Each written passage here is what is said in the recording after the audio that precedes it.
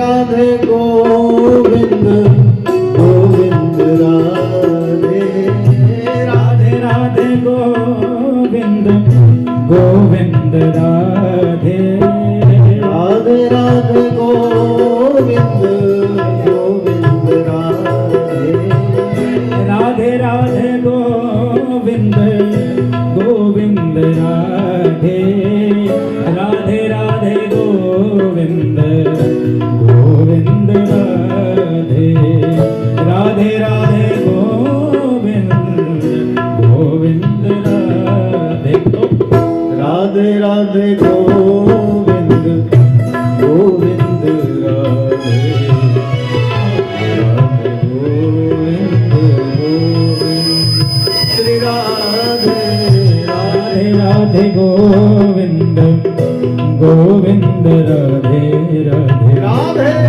राधे गोविंद राधे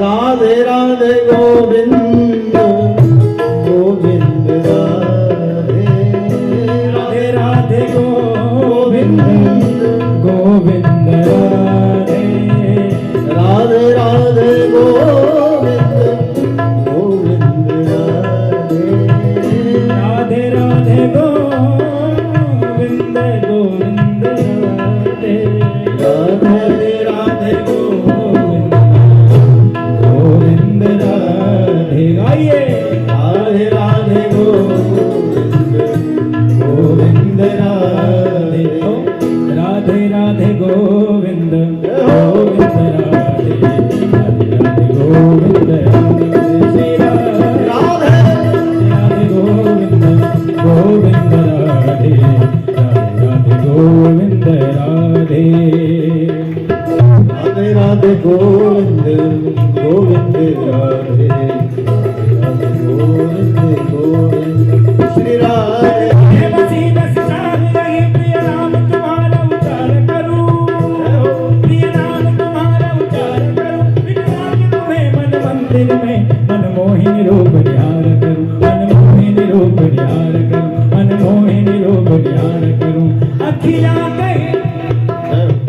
कहती हैं देखने के बाद किसे बाकी बिहारी को अखियां कहे मुंह दिल मोहन को अखियां कहे मुंह दिल मोहन को पलके कहे और निहारा करूं पलके कहे और निहारा करूं और बिठला के तुम्हें मन मंदिर में प्रिय मोहिनी रूप निहारा करूं राधे राधे गोविंद गोविंद राधे राधे राधे गोविंद राधे श्री राधे राधे राधे गोविंद गोविंद राधे राधे राधे गोविंद राधे ओ राधे राधे गोविंद गोविंद राधे राधे राधे गोविंद गोविंद राधे राधे राधे गोविंद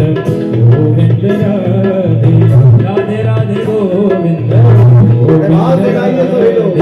राधे राधे गोविंद गोविंद राधे राधे राधे गोविंद राधे राधे राधे गोविंद गोविंद राधे राधे राधे गोविंद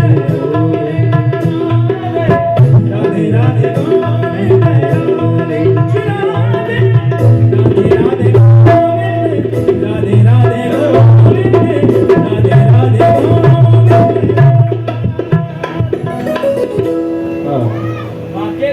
लाल की। क्या सुंदर नाम कीर्तन है।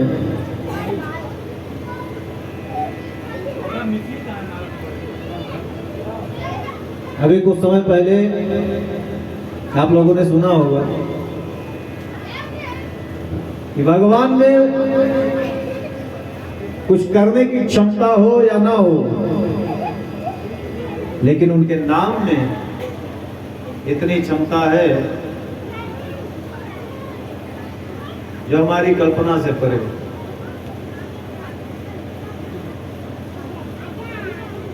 तो आइए पुनः हम लोग चलते हैं। कहाँ कहाँ चलते हैं? जहां कल गए थे नैमिषे सोतवासीनम, नैमिषारण्य धाम में जहाँ कथा चल रही है। श्री सूत जी सौनकादि ऋषियों को कथा श्रवण करा रहे हैं।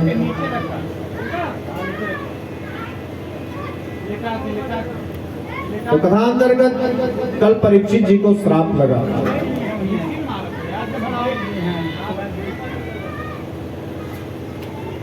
कृपया शांति का वातावरण आप लोग बनाते रखें। आज जितना ही मन एकाग्र रखेंगे, कथा का नियम ही है एकाग्रता से बैठे, तभी आपको कथा समझ में आवेगी। अन्यथा कथा लोग कहते हैं ना, उस दिन मैंने बताया था बहुत कथा श्रवण किए, तो ये उसी श्रेणी में आ जाएगा।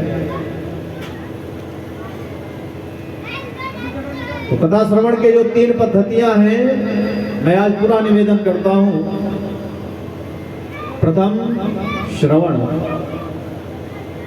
दूसरा चिंतन और तीसरा निधध्यासन। अर्थात श्रवण का अर्थात अर्थ स्पष्ट है, सुनना। और सुनना किस प्रकार से? जिस प्रकार से मैंने कल बताया, श्रेणु पिबत भागवतम रसमालयम। इस श्रवण पद के माध्यम से अपने हृदयारविंद में उतार लेना है, मतलब पीना है। तो श्रवण करें, दूसरा उसका चिंतन करें कि उस मैंने क्या श्रवण किया है, और तीसरा निधध्यासन, तदाचरण करने की चेष्टा, अर्थात अपने जीवन में उसे उतारने का प्रयास करना चाहिए। तब कहीं जाकर के कथा का फल मिलेगा। ऐसे नहीं इधर से सुना उधर को निकाला। तो जब परीक्षित जी को श्राप लगा तो बड़े व्यथित हो करके राजपाट अपने पुत्र जन्मेजय को दे करके वन को चले। और इधर जब संतों ने, महात्माओं ने, अमलात्मा विमलात्माओं ने सुना कि ऐसे धर्मात्मा राजा परीक्षित को श्राप लग चुका है, सभी लोग व्याकुल हो गए। उनके उद्धार के लिए सभी लोग एकत्रित होते हैं। कहाँ? गंगा तट पर। और वहां पधारे श्री सुखदेव जी महाराज। सुखदेव जी के विषय में कल हमने बताया, किसको किसको याद है? सुखदेव चरित्र हमने कल सुनाया, किसको किसको याद है?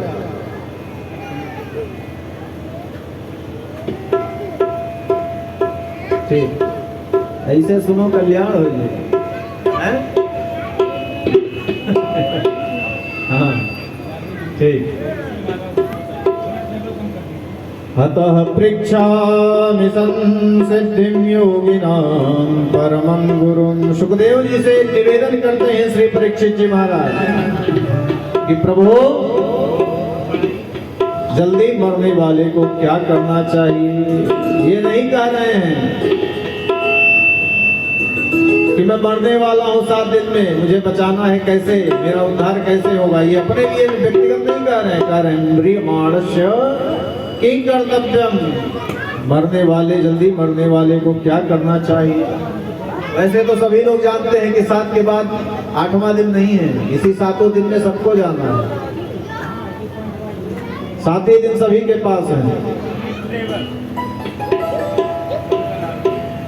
सुखदेव जी इस बात को सुन करके बड़े प्रसन्न हो गए, क्योंकि संत हृदय नवनीत समाना, संत हृदय नवनीत समाना, कहाँ कबीर हर कहाँ कबीर पर कर न जाना, संत हृदय नवनीत समाना, संत हृदय नवनीत समाना।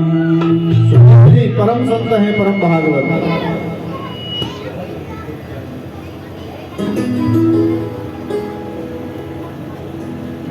क्या करी?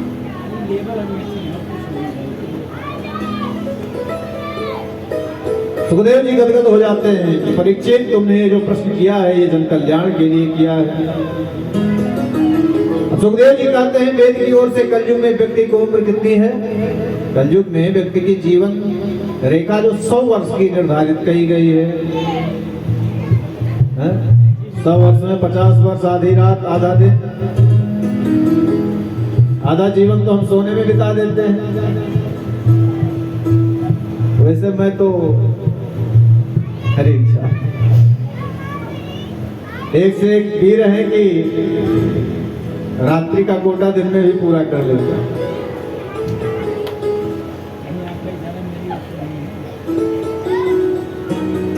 और इसमें 12 घंटे रात्रि, 12 घंटे दिन, आधा जीवन तो सोने में, बचा कितना? 50 वर्ष। अब इस 50 वर्ष में भी 25 वर्ष युवावस्था में पुत्र पत्नी परिवार संसार इसमें बिता देता है। उसके पास समय कहाँ बचता है? और दूसरे दृष्टिकोण से अगर देखा जाए तो क्षणभंगुर जीवन की कलिका, कल प्रात को जाने खिले न खिले। जीवन का कोई भरोसा है नहीं। अभी हम यहाँ हैं, अभी हम कहाँ होंगे किसी को नहीं पता। इसलिए हरि नाम का आश्रय लें। तो सुखदेव जी कहते हैं तस्मात् भारत सर्वात्मा भगवान ईश्वरो हरि, श्रोतव्यः कीर्तितव्यश्च स्मर्तव्यश्च भयम्। श्वास श्वास पर कृष्ण भजे। जितना समय है हर एक क्षण को ये मान के चलो कि ये क्षण मेरा अंतिम है। तो जब अंतिम क्षण मान के अपने जीवन को चलोगे तो समय का महत्व रहेगा। एक एक क्षण में एक एक विशेष कार्य करोगे, क्योंकि जो श्वास निकल गया वो लौट कर आएगा नहीं। इसलिए प्रत्येक परिस्थिति में गोविंद को याद करते रहो। हरि हर हरि हरि हर जपा सुबह शाम वंदे रस पिया, सुबह शाम वंदे यही रस पिया। हरि हर क्या? हरि हर जपा सुबह शाम वंदे यही रस पिया, सुबह शाम वंदे यही रस पिया।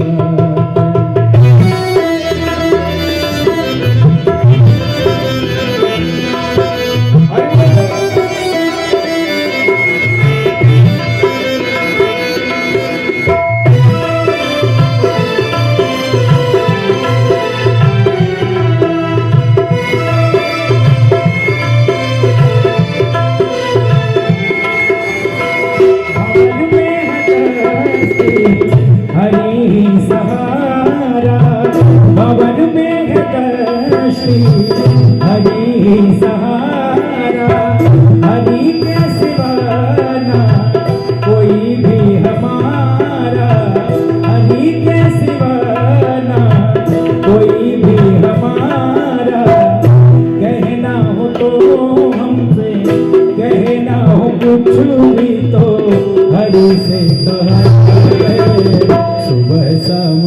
वंदे यही रस पिया सुबह शाम वंदे यही रस पिया। परीक्षित कहते हैं प्रभु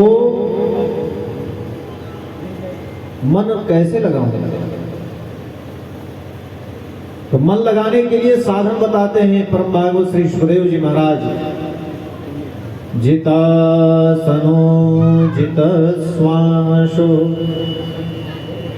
जित संगो जितेन्द्रिय स्थूले भगवत्यो रूपे मनः संधारये धिया। कि पहले तो आसन को जीतो, एक आसन पर प्रयास करो अधिक से अधिक समय बैठ सको। कोई एक आसन ले लो, सुखासन ले लो, पद्मासन ले लो, वीरासन ले लो, जितने भी।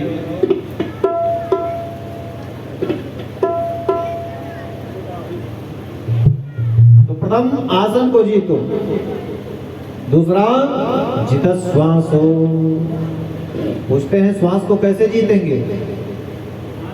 तो श्वास को प्राणायाम के माध्यम से जीतिए, अधिक से अधिक समय तक श्वास को रोकने का प्रयास करिए। ये यही विधि है, ये आज भी संभव है।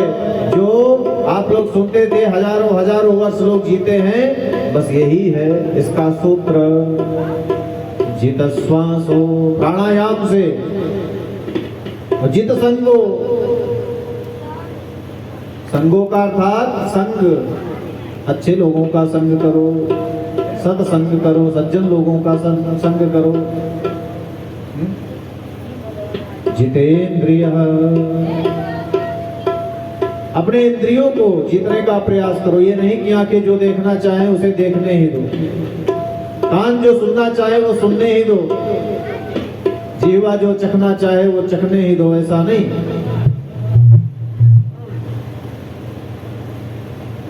इंद्रियों पर अंकुश लगाओ।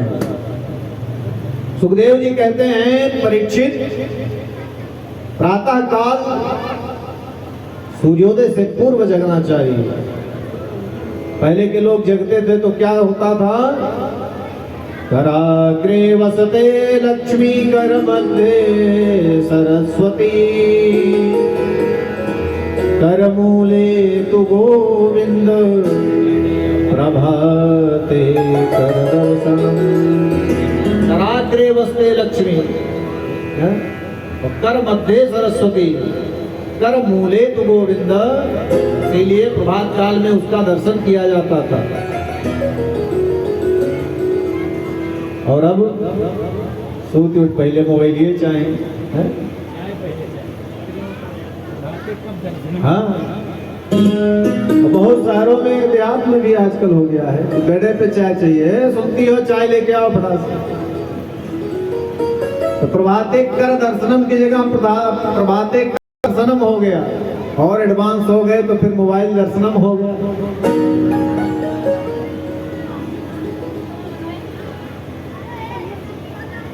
संग सर्वमनः त्याज्यः साचेत्यत्वं न चक्षते। पुत्र, संग को हमेशा सत्संग के माध्यम से जोड़ने का प्रयास करो।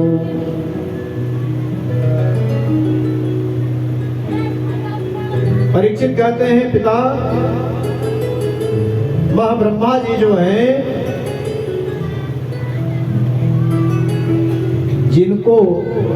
जिनसे नारद जी ने भागवत प्राप्त किया, तो नारद जी ने ब्रह्मा जी से प्राप्त किया, तो ब्रह्मा जी कहां से प्राप्त किया? ब्रह्मा जी को भी तो कहीं से मिला होगा।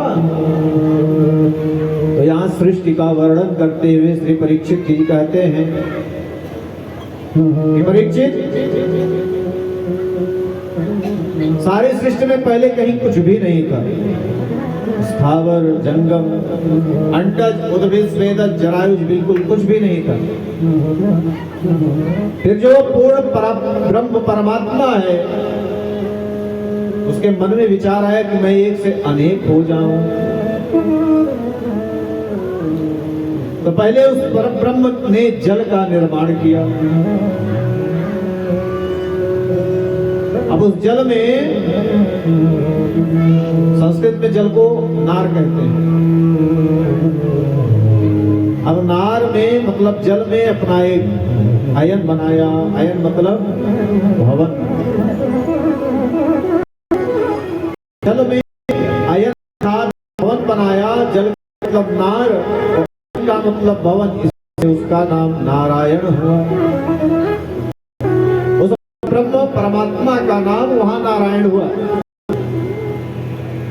किंतु नारायण ने सोचा कि अभी मैं तो अकेला हूं, एक से बहुत हो जाता हूं। यही विचार जैसे ही आया मन में, वैसे ही उनके नाभि से कमल उत्पन्न हुआ और उस कमल पर श्री ब्रह्मा जी का प्राकट्य होता है। ब्रह्मा जी चतुर हैं, मतलब 4 मुख वाले हैं, इसलिए उन्हें मुंह घुमा कर देखने की आवश्यकता नहीं। उनको चारों तरफ समान दृष्टि से देखते हैं, मुंह घुमाने की आवश्यकता नहीं पड़ती। लेकिन ये नहीं समझ पाए कि मैं आया कहां से। तो ये जानने के लिए कि मैं आया कहां से, वो जो कमल का नाल होता है, कमल की डंडी जिसको नाल कहते हैं, उसमें प्रवेश करते हैं सूक्ष्म रूप से। स्पर्शे तु यत षोडशमेकविंश निष्किंचनानां नृपय धनं विदुः। ब्रह्मा जी को 2 सुनाई पड़ते हैं। कई वर्ष उस नाल में नीचे जाते रहे, लेकिन उसके अंत का पता नहीं लगा, तो थक करके वापस आ जाते हैं और भगवान से मन में ही प्रार्थना करते हैं, चिंतन कर ही रहे थे। तो उनको 2 शब्द सुनाई पड़ता है, ता और पा। ब्रह्मा जी तप करो।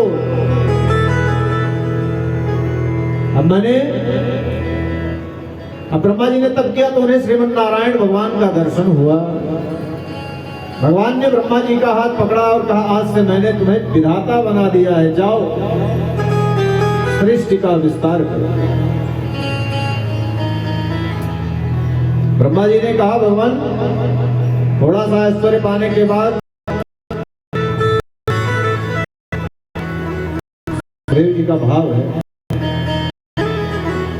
ऐश्वर्य पाने के बाद जीव अहंकारी हो जाता है और आप हमें का बना है।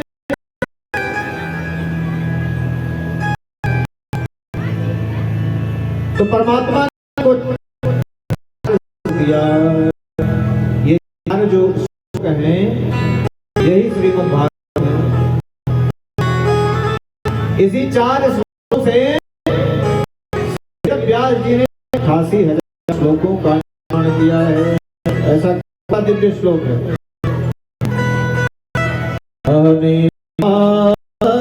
समेवाग्रे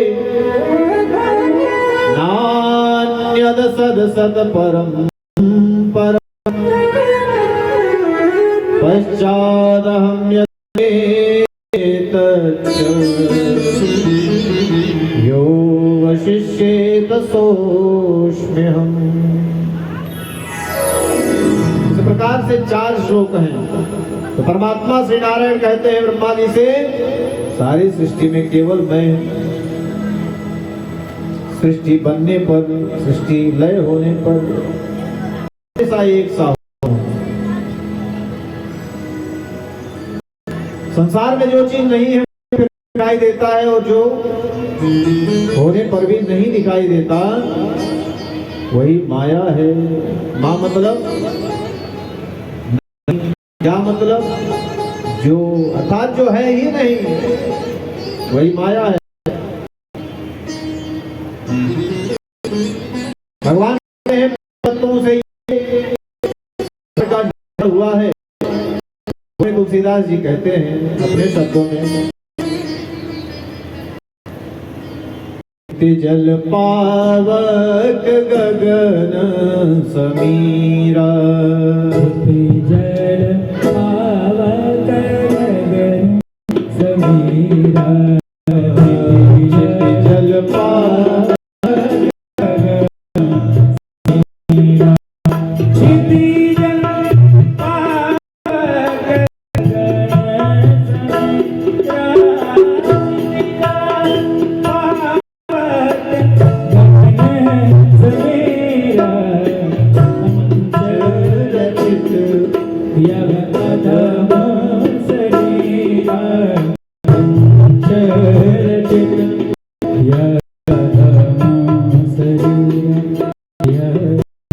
संसार में जितने जीव मनुष्य सिंह इत्यादि जितने भी जीव हैं, जिन तत्वों से ये हमारा शरीर बना हुआ है, उन्हीं मात्र एक भी अंतर नहीं है। उन्हीं तत्वों से चींटी भी बनी है, उन्हीं तत्वों से पशु भी, जानवर भी बने हैं, हिंसक जीव भी बने हैं। भगवान ब्रह्मा जी से कहते हैं कि ऐसे ही मैं दुनिया में रहकर भी दुनिया से अलग हूं। भगवान ने इधर इनको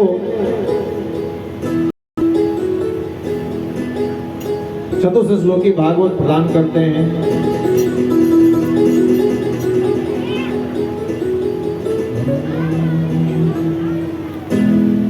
इसके उपरांत में परीक्षित जी पूछते हैं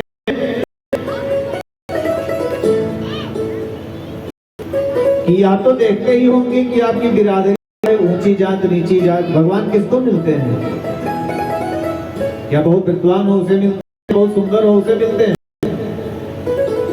या बहुत धनवान हो या बहुत बलवान हो, किसे मिलते हैं? सुखदेव जी कहते हैं तजाति यादव पते। विदुर जी काशी पुत्र थे और वह गजेंद्र कौन सा यूनिवर्सिटी में पढ़ने गया था? सुदामा जी कौन से कुबेर के खजाने रखे थे? नहीं थे ना। भगवान सभी को समान दृष्टि से देखते हैं। और ऐसे हमारे बांके बिहारी सरकार काशी के गर्भ से जन्म लेने वाले विदुर जी के घर में क्या खाते हैं?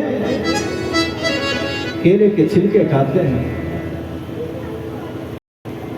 ये उस कान्हा के प्रति दिव्य प्रेम है, इसका प्रभाव है। जगत के बस भगवान, लेकिन बस क्यों कि उस भक्त के में जो उस प्रेम की वजह से बंधन में है। तो परीक्षित कहते हैं भगवान मुझे विस्तार से जानना है इस प्रसंग को। सुखदेव जी कहते हैं यदा तु राजा स्वसुतान साधु उष्णं धर्मण विनष्ट दृष्टि। पांडवों के साथ कौरव अन्याय हो रहा था। कौरव जब अन्याय कर थे, लाक्षागृह में उनके का षड्यंत्र किया, तमाम प्रकार के किए। तो सामने विदुर जी आकर बैठे। विदुर जी उस समय महामंत्री थे। विदुर जी राजा जी से कहते हैं क्या मंत्री होने के नाते नहीं, एक भाई होने के नाते नहीं, एक नागरिक होने के नाते आपसे निवेदन करने आया हूँ राजन, न्याय की बेल पर कभी अमृत का फल नहीं आ सकता, न्याय कभी हरी भरी नहीं हो सकती।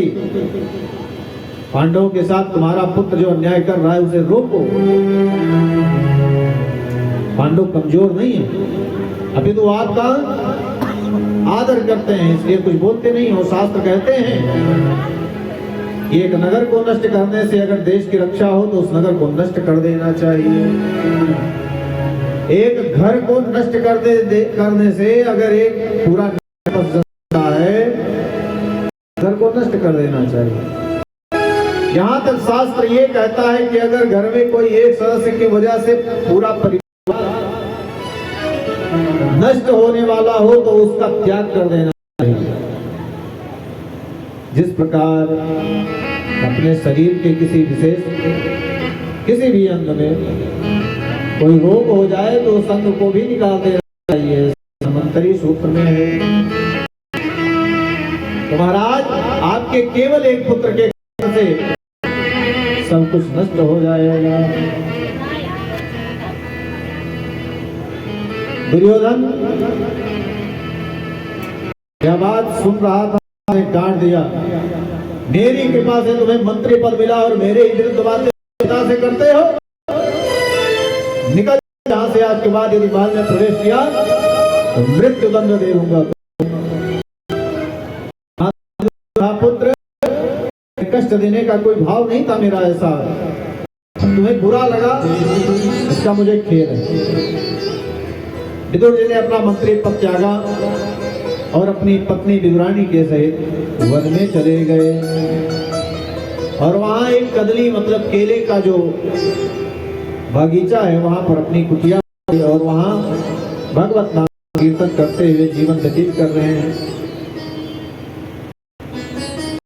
अब इधर द्वारिकाधीश जब दूत बनकर के थे हस्तिनापुर में, तो समझाते हैं कि युद्ध सिर्फ केवल विनाश होगा, इसलिए मेरे शांति प्रस्ताव को स्वीकार करो। अरे देना, मैं उनकी तरफ से 5 मांगता हूं, 5 गांव ही दे दोगे तो 5 पांडव समाप्त हो जाएंगे। दुर्योधन कहता है इसके नोक बराबर में जमीन नहीं दूंगा और तुम 5 गांव की बात करते हो, बिना युद्ध के कोई के बराबर भी नहीं। अब इधर हुआ बात थोड़ी सी बड़ी, दुर्योधन ने कहा बंदी बना लो इसे, कान्हा को बंदी बनाने की बात कही। कृपाचार्य, द्रोणाचार्य, पितामह आदि बैठे थे, उन्होंने डांटा, क्षमा मांगो। शकुनी ने जब समझाया तो तुरंत मान गया। शकुनी का बड़ा डरा था, पहले दिन बताया ना को बुद्धिदायिका, तो धृतराष्ट्र श्याल को बुद्धिदायिका के सूत्र लेके चले, इसलिए परिणाम सभी जानते हैं। फिर उसने निवेदन किया कान्हा से, दुर्योधन ने, तो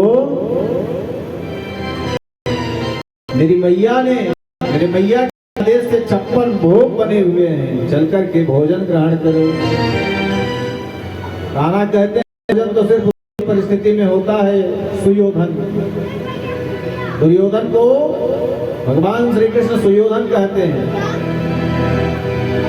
दरअसल उसका नाम सुयोधन ही था, किंतु उसकी धारा की वजह उसका नाम दुर्योधन पड़ गया। भगवान ने तो 2 परिस्थितियों में भोजन करना चाहिए। दूसरी परिस्थिति, पहला, या तो भूख मर रहे हो तो खा लो, और नहीं तो भूख बिल्कुल ना हो लेकिन कोई प्रेम से खिला रहा हो, तो ना तो मैं भूख से मरा जा रहा हूं, ना तुम्हारे हृदय में मेरे लिए प्रेम है, इसलिए भोजन नहीं।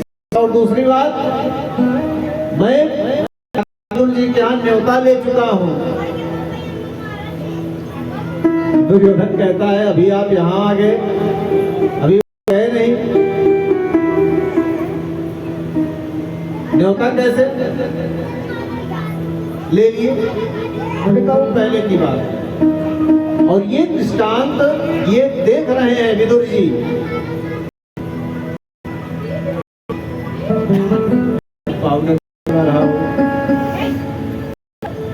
बोलो राधे राधे।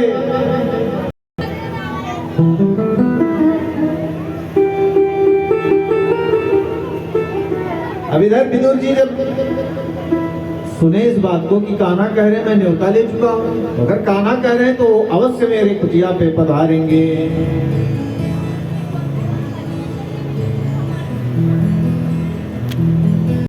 और इधर दौड़ के निकलते हैं वहां जी भाग करके माखन श्री तमाम प्रकार के नैवेद्य फाटक में अर्थात बाजार में हस्तिनापुर के मार्केट में निकलते हैं और प्रसन्न है कि मेरा कान्हा आने वाला है। और इधर वहां से निकल करके हमारे सरकार कहाँ पहुंचते हैं, उसी कदली भवन में, कदली वन में, जहां पे रानी जी विद्यमान हैं। और उस समय विदुरानी जी स्नान कर रही थी।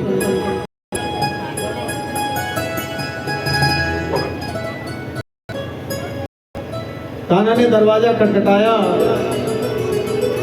यो काकी, काकी कहाँ? विदुरानी ने जैसे ही आवाज सुना तो होश ही नहीं, मैं आधे ही वस्त्र में हूं। वो उद्गार की वो भागती हुई दरवाजे पर आकर के किवाड़ खोलती हैं। कान्हा ने देखा, नेत्र बंद किए और अपना कहा कि मुझे बहुत भूख लगी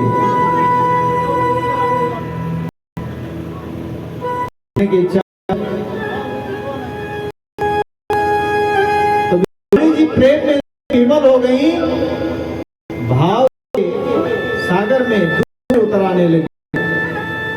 पीड़ा लेकर के घर दौड़ाया, कान्हा यहाँ बैठो यहाँ बैठो, लेकिन बैठने कहीं नहीं दे रही। ये जगह थोड़ा सा ऊंचा था, ये थोड़ा नीचा है, यहाँ बैठ जाओ वहां बैठ जाओ।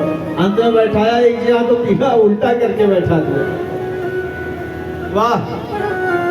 इसीलिए किसी ने कहा है कि प्रेम अंधा होता है, समझ में नहीं आता उस स्थिति है ना।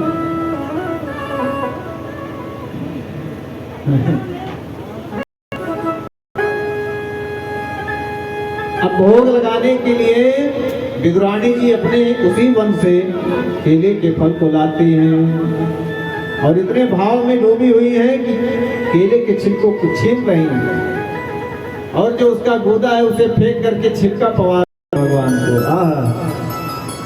जरा बनकर के दर्शन करो। सुखदेव जी कहते हैं क्या दिव्य दर्शन है। रानी जी केले का छिलका खिला रही हैं और भगवान बड़े ही भाव से खा रहे हैं।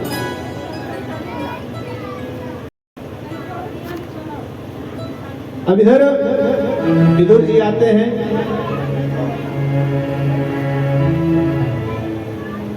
अरे सुन, अरे कान्हा आने वाला है।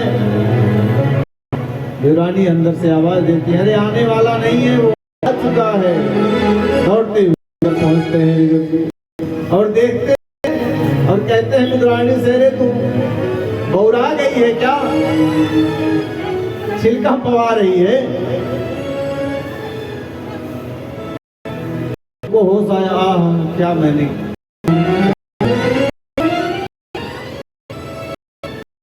कहते हैं काका, त्रेता युग के बाद तृप्ति हुई है तो आज ही हुई। त्रेता युग भैया सबरी के जूठे पैर याद दिला दिए।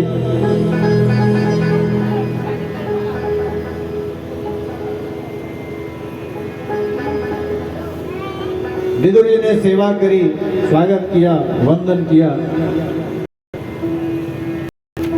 और इधर विदुर जी क्षमा मांग रहे हैं कि हम इतना नासा हूं कि आप मेरे कुटिया में पधारे और आपको छिलका खिला दिया। थोड़ा सा लड्डू लाया हूं, खा लो ना गोपाल। मिश्री लाया, थोड़ा खा लो। भगवान कहते भाव का भूखा और भाव ही एक सार है। भाव से जो प्राणी भजता, भाव से बेड़ा पार।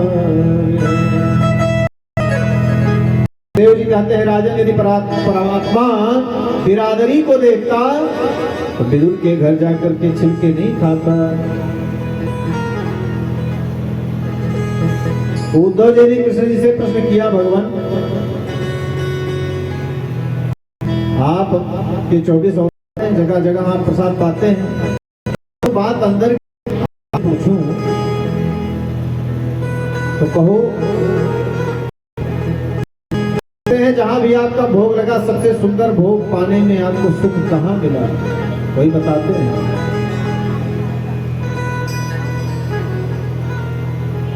एक है ज्ञानी भक्त, दूसरा है नीतिज्ञ भक्त,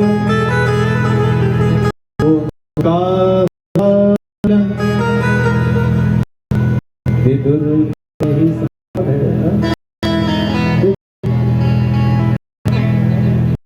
बात नहीं हरि को भरे, हरि को बोल भक्त वत्सल भगवान की जय। आइए दो बार भगवत नाम संकीर्तन पश्चात। दुर्योधन को मेवा त्यागे, दुर्योधन को मेवा त्यागे, और आए सबसे ऊंची प्रेम सगाई, सबसे ऊंची प्रेम सगाई। दुर्योधन को मेवा त्यागे, दुर्योधन